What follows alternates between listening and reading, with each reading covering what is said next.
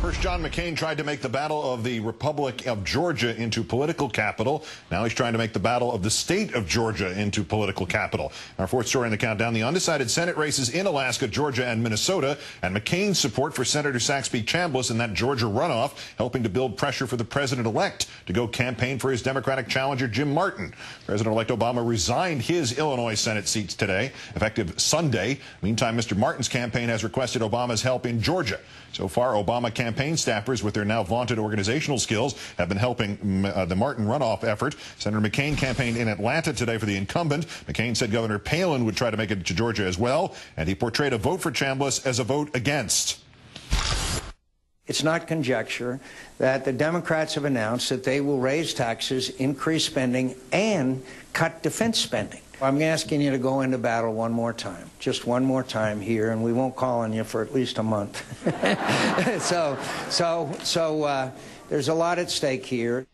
And in Alaska, where Mark Begich now leads the incumbent, convicted felon Ted Stevens by 814 votes. Approximately 60,000 early absentee and question ballots were counted yesterday, erasing a Stevens lead of 3,400, then fueling the current Begich resurgence. About 40,000 more votes will be counted by next Wednesday, with Senator Stevens' ex-pollster David Dittman predicting that Begich will ultimately increase his lead. Quote, "I don't think Stevens can come back," according to Dittman.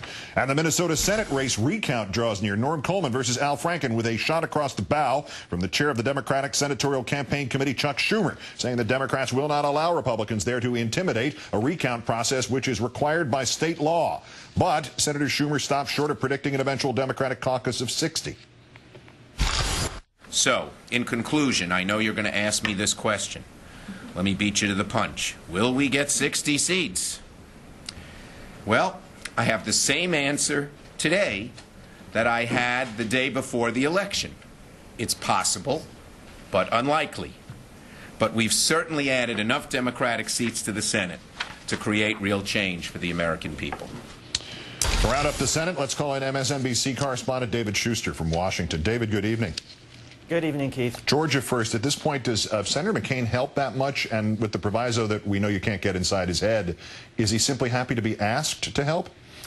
Well, I suppose, Keith, it depends on which John McCain you believe exists right now. If it's the maverick from 2000 and 2002, then you would think, no, he probably hated being asked, given that 6 years ago he criticized Saxby Chambliss for running a horrific ad and said that it was reprehensible to use images of Saddam Hussein and Osama bin Laden, as you pointed out, in that ad against triple amputee Max Cleland. On the other hand, if you believe that John McCain has become sort of the pure political being that he seemed to be in this election, it was probably an easy decision for him to say yes and somehow continue to be relevant.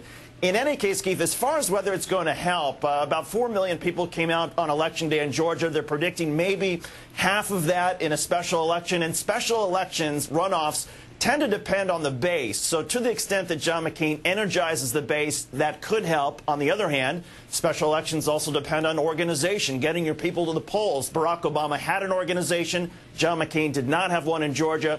So we'll see. And does that, in fact, that narrowness of the base versus base voting, does that almost mandate that we see this almost unprecedented situation in which a president-elect may wind up stepping into a Senate race to campaign? Will Obama campaign for Martin? Well, given that the Martin campaign has been so public about requesting that Barack Obama go down there, it certainly puts a lot of pressure on Barack Obama to do so. The other thing that's starting to happen here in Washington, Keith, is you're starting to hear a lot of Senate Democrats say that Barack Obama would create even more goodwill if he went down there and helped Jim Martin, on top of the political leverage that Obama already has from the victory, that just going down there would create even better atmospherics for the Democrats in the Senate.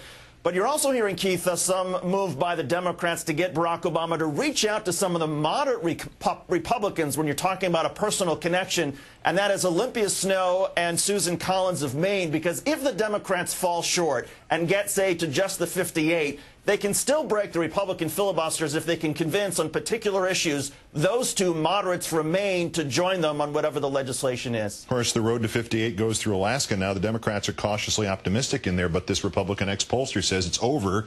Begich wins. Presumably it's going to be close one way or the other. Is there a recount there, or does Senator Stevens or the loser, if it's Begich, have to ask for one, or does the conviction factor into this? Well, this is where Alaska law comes into play. A defeated candidate or 10 voters can request a recount within 3 days of certification. They can do it by asking for a recount in one precinct. They can ask for many precincts. They can ask for statewide. They would have to pay unless, if the final results are within 0.5%, which in this case will end up being about 1,500 votes. If it's within 1,500 votes, then the state would pay for the recount. The recount would begin, and it would have to be completed within 10 days. All right, let's have a recount to see whether or not we have to throw out a convicted felon. I'm very confused. MSNBC's David Shuster rounding up the Senate for us in Washington. Thank you, David. Thanks, Keith.